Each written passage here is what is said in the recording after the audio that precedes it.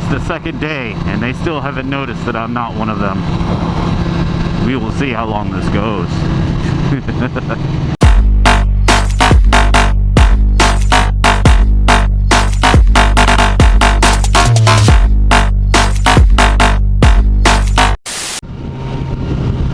Alright, true believers. So I've got about a year left in the Navy. Thank the Lord. And I wanted to cover something that seems to catch a lot of people at the back end. A lot of people don't realize it. Maybe they do realize it. I don't know. But it seems to catch a lot of people. And that is that the military itself, the whole military, but obviously I'm talking about Navy specifically, is a fucking trap. It's a trap! It's designed to keep you in. I know a lot of low-ranked people having a hard time making rank like I was, don't think that, because, you know, you can't re-enlist if you don't make at least E4 in the Navy anyway. I don't know about the other branches. So it kind of seems to them like it's not a trap, but it's definitely a trap. It's a fucking trap. It's designed to keep you in and keep you in, which is why I said in a few other videos that I don't like younger guys and gals and fucking attack helicopters, whatever you identify as. I don't like younger people, like 18-year-olds, to join the military. Specifically, like straight out of high school, that's a no-no. I don't like for people to do that, and here's why.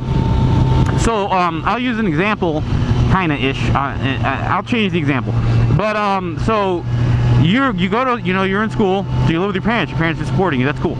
You finish high school, you go to college. See, I'm obviously skipping the 18-year-old thing, but you go to college on a full scholarship, so you're still being carried pretty much, and you just got to work through it, right? So then you leave college and you join the military, so now you're being fully supported, and you've never left that. So now you're like, what, 20, 22, 24, 25, whatever, and you've never actually lived on your own. You've never supported yourself, dealt with the shittiness that is, you know, life, supposedly the shittiness that's life. And now you're gonna, you know, you have to crash course into it if you get out. So you've been supported this whole time, and you're like, I'm only gonna do it once and I'm gonna get out, right? Probably not. You're gonna get to the end there, and you're gonna start talking to people, and they're like, you know, it's hard in the real world, man. It's so hard. You know how much groceries cost, man. Oh my god. And they're gonna start feeding you all this shit as though they're the end-all be-all of information. Obviously I'm not. I mean, don't take fucking life advice from a moto vlogger or anybody on YouTube, but this is just my point of view on it.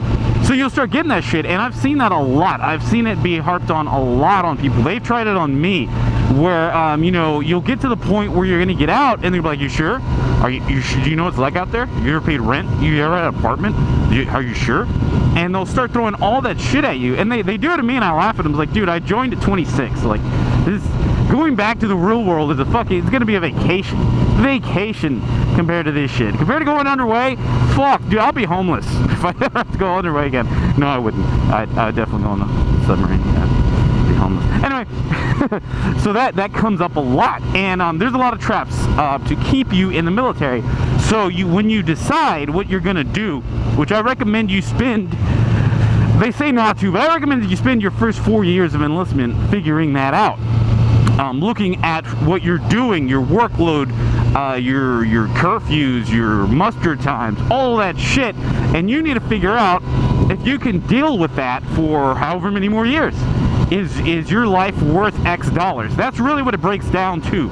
So if you are an E3 in the military, is your life worth what, $1,800 a month? A full month of your life? Is it worth that? Really? I would say no. Fuck no. Even now that I'm E4 and I still haven't got paid yet, I'll get to that. It's not worth it, in my opinion, to me. Now, if you're higher, obviously, you know, you're making more money, things like that. But the reason people say not to do that in your first 4 years is because your first boat, ship, enlistment, deployment, whatever, can ruin the aspect of the Navy, which is true. I will agree with that. However, you still need to figure out what you're going to do with your life. That's why a lot of people say to re-enlist for at least one shore duty, so that you have that break time from going underway where you can think, you can set up your life and stuff like that. You also lose a lot of incentive pay. They tend to leave that out. But anyway, back up to the trapping thing, the trap. Is that, like, I recently got married. I don't know if I said that or not, whatever. I recently got married, and I come back, and I'm like, yeah, I forgot what I was something about a qualification that I said I wasn't going to do. I was like, well, what if you go to your next boat and you're not qualified? I was like, I'm not going to another boat. What are you talking about? He's like, are you sure? Did you get her pregnant yet? You can't just leave the Navy like that. And the harp on the pregnancy thing is that there are a lot of people trapped in the military because of healthcare. Like, I kid you not, my old LPO has like fucking 20 kids. This dude looks at his wife, she gets pregnant. He's got like 1 billion kids. So imagine what that costs in healthcare. Some of his kids are EFM. If you don't know what EFM is, that is exceptional family member. It's the new way of saying people are special needs, I think. Yeah, that's what that is. So he's got like family members like that, kids, and it costs a lot to take them to the doctor all the time and have them seen. But the Navy covers it 100% pretty much. So if he stays in, he doesn't have to pay all that money. So now he's stuck in the military until he retires, and he's literally said it. And that's one of the traps. Like, if you come into the Navy a single guy and everything, you know, it's easier to get out single, but once you start adding on family members, kids, you're getting used to not having rent if you live on base, grocery, food, stuff like that, it's easy to get confused and to convince yourself that it's gonna cost too much, it's gonna be too hard. And the reality is, if it's you, your wife, and a kid, that's not that hard, especially if your wife works. I mean, dual income, it's not that hard. This actually sounds like a propaganda to tell people to get out of the military. I'm not, I'm just explaining how it's not impossible to. Pretty much. Kind of like a rant, I guess. It's a rant. Yeah. Anyway, so it's again, I've said it like 1 billion times, easy to get trapped. And the biggest, like, one of the biggest points for me is the pay. Like, I've brought it up a lot before. I no longer know where I'm at. Whatever, gonna turn right. Is the pay. So, like, I made E4 last November. I think that's 2 cycles back. 2 cycles. Which has been, I think we're currently on the 6th month. I'm not really a month guy. 7th month. This is the 7th month. I still haven't got paid for that promotion. I'm not getting paid E4 yet. What kind of job do you work at where you get a promotion and they're like, yeah, we'll get back to you in 6 or 7 months to give you your money? Best job I ever had. Best job I ever had. Best job I ever had.